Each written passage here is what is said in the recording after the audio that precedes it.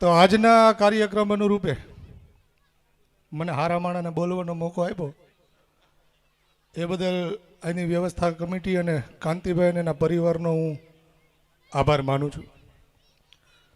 જોકે આમ તો જાજુ ન બોલાય, મારી પહેલાંના વક્તાઓએ વ્યવસ્થિત બધું ગોઠવી જ નાખ્યું છે, પણ તોય હું મારી રીતે મારી ભાષા આમ અઘરી પડે બધાને.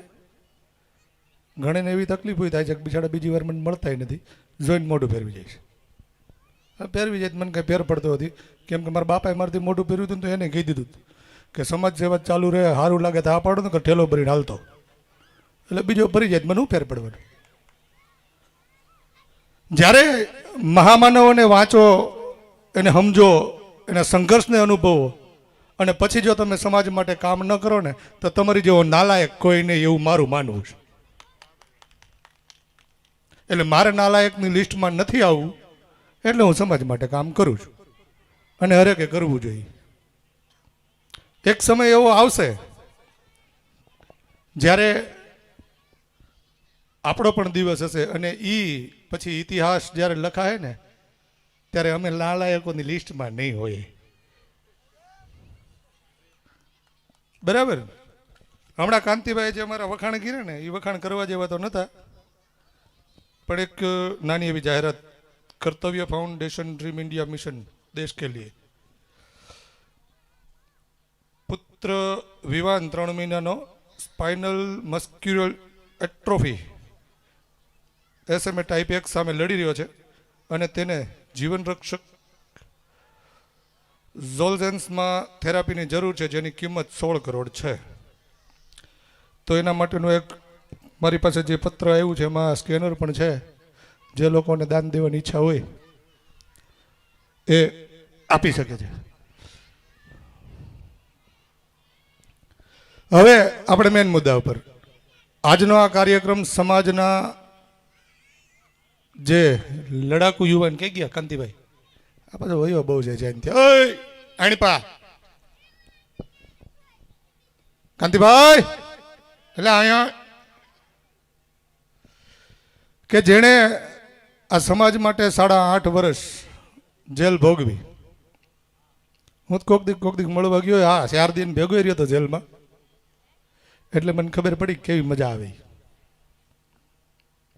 પણ આજે એ જેલમાંથી બહાર આવી એના પરિવાર સાથે અને સમાજની સાથે છે, બહુ આનંદની વાત છે. એણે આ કાર્યક્રમ ગોઠવ્યો છે બહુ સારો એવો સમાજના સન્માનનો અને સમાજના આગેવાનોના સન્માનનો. મારી પહેલાંના વક્તા ભનુભાઈ ચૌહાણે એક સરસ મજાની વાત કરી, સમાજના લોકોને ખુલ્લા પાડવાની, બાઉન્ડ્રીમાં રહેવાની, બહુ સારી વાત કરી. પણ હું જરાક કહીશ કે જ્યારે સમાજનો આગેવાન દલાલ થઈ જાય ને તો દલાલને જાહેર કરી જ દેવાય. કેટલા સહમત છો? લે ભનુભાઈ રેડી? એનું કારણ કહું કે હું લગભગ 10-12 વર્ષથી સામાજિક પ્રવૃત્તિ સાથે જોડાયો હોઈશ અને છેલ્લા 2 વર્ષથી યુટ્યુબ ચેનલ બનાવી, એટલે તમે બધા વધારે મને ઓળખતા થઈ ગયા. પણ અમારી પહેલાંના જે આગેવાનો છે ને એમાં દલાલો ઘણાય હતા ને અત્યારે ઘણાય છે, અને એને ખુલ્લા નથી કર્યા ને એટલે એ ઓલા ખૂંટિયા રોડમાં રખડતા એની જેમ રખડે છે. સમાજમાં ક્યાંક કોકની માથે અત્યાચાર થાય એટલે સીધો ઢીક મારવા માટે તૈયાર હોય, વ્યવસ્થિત 2 શિંગડા હાજવીને બેઠો હોય. ત્યાં જઈને ઢીક મારું, 5 પછી લઈ આવું, મારું ઘર ભરવું અને મારા છોકરાને ભણાવું, જલસા કરું. મને એક એવો દેખાડો કે જ્યારે સમાજના કોઈ કાર્યક્રમો હોય, મહામાનવોના કોઈ કાર્યક્રમો હોય અને ત્યારે સ્ટેજમાંથી ઉલળીને રાયડો નાખતો હોય, એ એની બાઈને કે છોકરાને લઈને આવ્યો હોય. વાતું એ જ કરતો હોય. મહિલાઓએ આગળ આવવું જોઈએ, પણ તારી વાળી ઘરમાં બેઠી એને કઈ વાંધો છે? હે? સમાજના યુવાનોએ સમાજ માટે લડવું જોઈએ. તારો કા ઘરમાં પૂરીને રાખ્યો છે બાપા, એને બહાર કાઢને. અત્યારે બધાને એક આંબેડકર જોઈ છે, બધાને એક ભગતસિંહ જોઈ છે, બધાને એક સારો નેતા જોઈ છે, પણ મારા ઘરનો નહીં હોય. તું આગળ થા, અમ તારી વાયણે છી, તને કોઈ ગોદે ચડાવી દે, તું જેલમાં હોય જગ મરી જાય એટલે ઘરે વ્યા જઈ. પછી વાટ જો હું બીજો કોણ આવતો છે. આ નેતાઓ અને આ આગેવાનો આપણા, અને વધારે કંઈક બોલીએ એટલે ફેસબુકમાં મૂકે. પેલા તારા ઘરની કર, પછી બીજાની કર. ચલા ભાઈ, મારી બાયડી 8 વર્ષથી રીહામણે છે, તમને કોઈને વાંધો હશે? આ વાંધો યાદ છોકરો. ઘણા હમણાં ફેસબુકમાં ચાલુ થયા છે કે વસંત ચાવડા તારી બાયડી 8 વર્ષથી રીહામણે છે, તું એને લે. તમારે કોઈને ગરલ ગળવા જવા જાતો પડે છે? મારી બાયડીને ગરલ ગળવા કોણ જતો હશે? મારા ઘરે કોણ 5 રૂપિયા દઈ જશે? એટલે હું સમાજ માટે હું કરું છું જોઉં ને. મારી બાઈને તમારે 5 રૂપિયા દેવા નથી, મને દેવા નથી. હું ક્યાંક સમાજને કામ લાગુ, ન્યાય તમારે નડવું. એટલે નડો નહીં, સાના મને બેહો તો બસ. અને પાછો હું આગેવાન છું. એટલે આમાં એવું જ થાય, કેમ કે જો આગેવાનોને આગેવાન કહેવાય, નેતા હોય નેતા કહેવાય, પણ દલાલ હોય ને દલાલ જ કહેવાય. એને નેતા, આગેવાન, ભાઈ, દાદા, બાપા કહીને બોલાવાય નહીં. અને એકવાર તમને ખબર પડી જાય કે આવડો આ દલાલી કરે છે, એટલે એને છેટો જ રખાય. અને એ દલાલો કેવા હોય ખબર? એની ભાષા બહુ મીઠી હોય, બહુ મસ્ત ભાષા હોય. એ જ્યારે તમારી પાસે આવે ને વાત કરે ને, એટલે તમને એમ જે અમારા સમાજની અંદર આનથી સારો માણસ એકેય નથી. કાંતિભાઈ, સાચી વાત? તો સાચું. પણ પછી જ્યારે ખબર પડે કે ભાઈ કોનું કેટલું ક્યાં કેવી રીતે કરી ગયા છે, ત્યારે એમ થાય ખડો આની ભેગું હું બેહતો જ ખોટું થઈ ગયું. અરે સાહેબ, મારે કેવું પડે, આ જાહેર મંચ ઉપરથી નાલાયકના પેટના હોય વિધવા બાયુને છોકરા રાખી દીધા આ દલાલોએ. અને હજી તમે એને નેતા કહો, આગેવાન કહો. કેમ એને ખુલ્લો નહીં પાડવો ભાઈ? હું કામ ન ખુલ્લો પાડવું એને? અને શાર નખા જાહેરમાં કે નીચના પેટના તારી જેવો આગેવાન છે ને અમારા સમાજનું નાક બોળાય છે.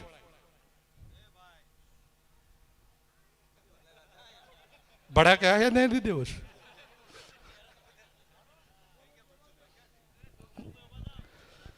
કાંતિભાઈ હારે ઘણા એવા બનાવો બન્યા છે. હવે એને અનુભવ કર્યા છે, હું હમણાં એને કે નહીં બોલે, પણ હું કહીશ. કાંતિભાઈ 8.5 વર્ષ જેલમાં રહ્યા ને. કાંતિભાઈ 2 મિનિટ. એને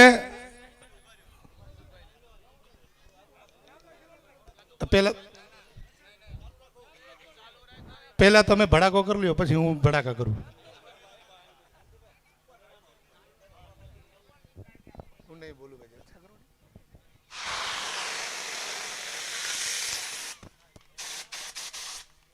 કાવામાં નેતાગીરી કરે, ક્યારનો કચરો ઉડાડતો છે.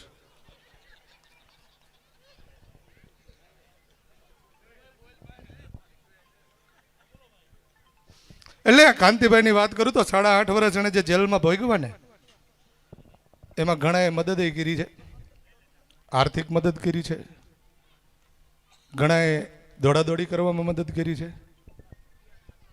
ઘણાએ એમના પરિવારને સાચવવાની મદદ કરી છે, અને ઘણાએ કાંતિભાઈ વધારે જેલમાં રહે એના માટે મહેનત કરી છે.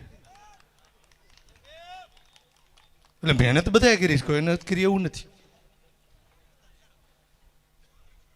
હું આ બધા બોલતા હતા ને સામે ખૂણા ઊભો બધાને કહેતા હતા કે આને ટૂંકાવવાને એટલે કહેતા હતા કે મારે લાંબુ કરવું હતું. મનસુખભાઈ, મારો વારો હોય, મારે ઘણું બોલવું હતું. હું કીધું ને વાટ જોતો તો ક્યારે આવો કંઈક મને મોકો મળે.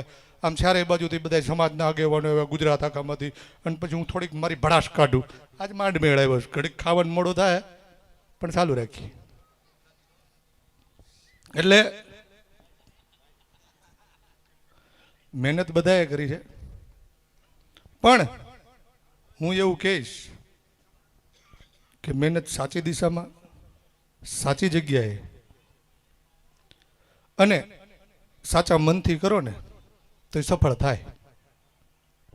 આની વાણે જેણે ફંડ આપ્યા, તનતોડ મહેનતો કરી, સુપ્રીમ કોર્ટ સુધી ગયા, એના બધાના હૃદય સાફ હતા ને નક્કી જ હતું કાંતિને છોડાવવો જ છે, છૂટી ગયો.